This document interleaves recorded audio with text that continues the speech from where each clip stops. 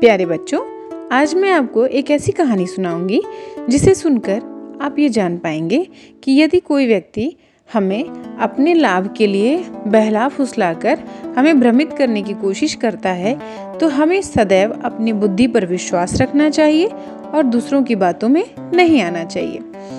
तो बच्चों, इस कहानी का नाम है ब्राह्मण और ठग।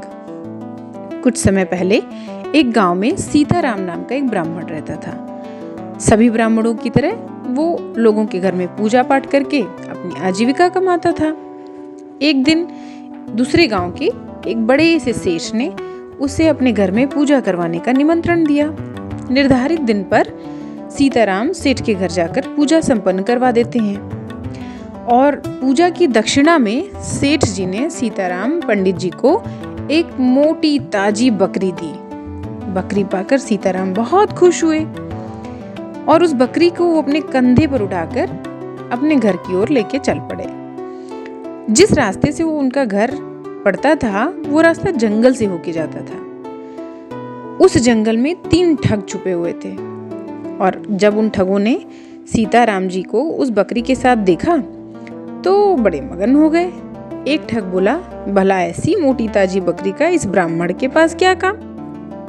दूसरे ठग ने भी उसकी हाँ में हाँ मिलाई, बोला भाई तुम सही कह रहे हो, ये तो सिर्फ दूध पीने के काम में इसको लेगा और यदि ये बकरी हमें मिल गई तो हम इसका स्वादिष्ट मांस पकाकर खाएंगे। तो उन तीनों ठगों ने उस बकरी को ब्राह्मण से ठगने की एक योजना बनाई।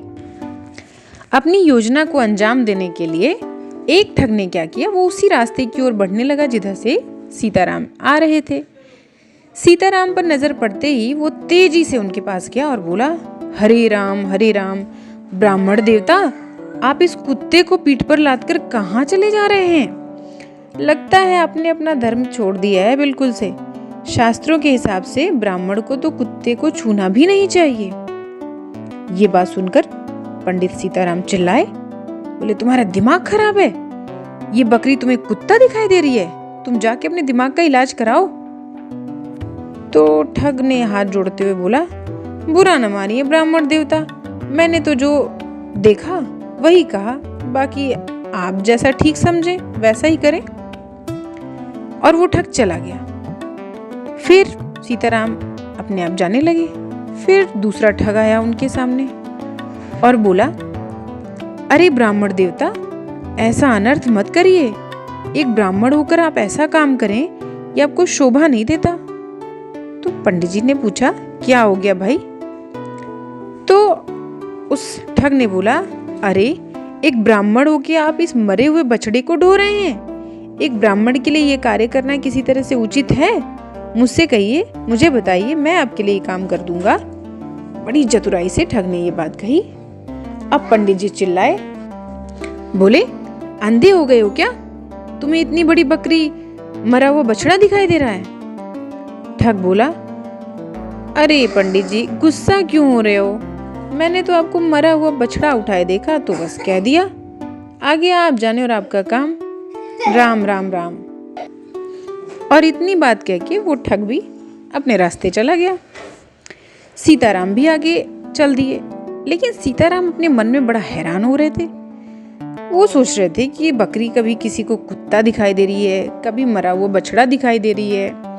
तो बार बार वो अपना सिर पीछे घुमा के उस बकरी को देखने लगे और आगे बढ़ते जा रहे थे। थोड़ी ही देर में एक तीसरा ठग भी उनके पास आ पहुंचा और सीताराम अपने कंधों पर बकरी को उठाए यही सब सोचते हुए उधेड़-बुन में चलते चले जा रहे थे।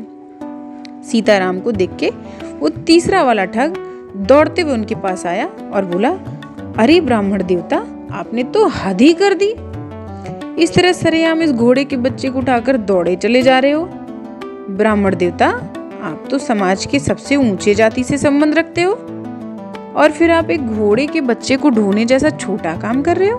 बताओ, आपको ऐसे सब लोग, समाज के लोग काम करते हुए देखेंगे तो वो क्या कहेंगे और आपको तो मान सम्मान ही नहीं देंगे।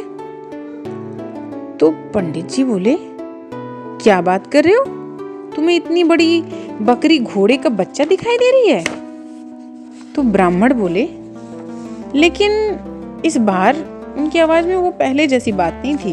हालांकि उन्होंने कह तो दिया कि ये बकरी है और तुम्हें घोड़ा दिखाई दे रहा है। लेकिन उनकी आवाज में भी अब वो लड़खड़ाहट आ गई थी। तो ठग बोला, हंसते हुए बोला, अरे ब्राह्मण देवता, आपको क्या हो गया है? एक ब्राह्मण घोड़े के बच्चे को बकरी बता रहा है, ये कितनी हंसने वाली बात है। ठग की बात सुन के अब पंडित जी बहुत चक्के रह गए।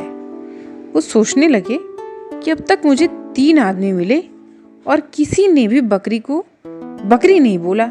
किसी ने कुत्ता बोला, किसी ने मरा हुआ बछड़ा, तो कोई घोड़े का बच्चा। ऐसा क्यों हो रहा है? फिर अचानक से ब्राह्मण के मन में एक बात आई। उन्होंने सोचा कि कहीं ऐसा तो नहीं कि ये कोई भूत हो और बार बार अपना रूप बदल रहा है। ऐसा सोचते ही ब्राह्मण देवता ने तुरंत वहीं बकरी को फेंक दिया और वहां से भाग लिए। ब्राह्मण के वहां से भागते ही तीनों ठग वहां पे आ गए और बकरी को पाके बहुत खुश हुए। उस रात उन्होंने बकरी को मारा, उसका मांस पकाया और मजे से खाया।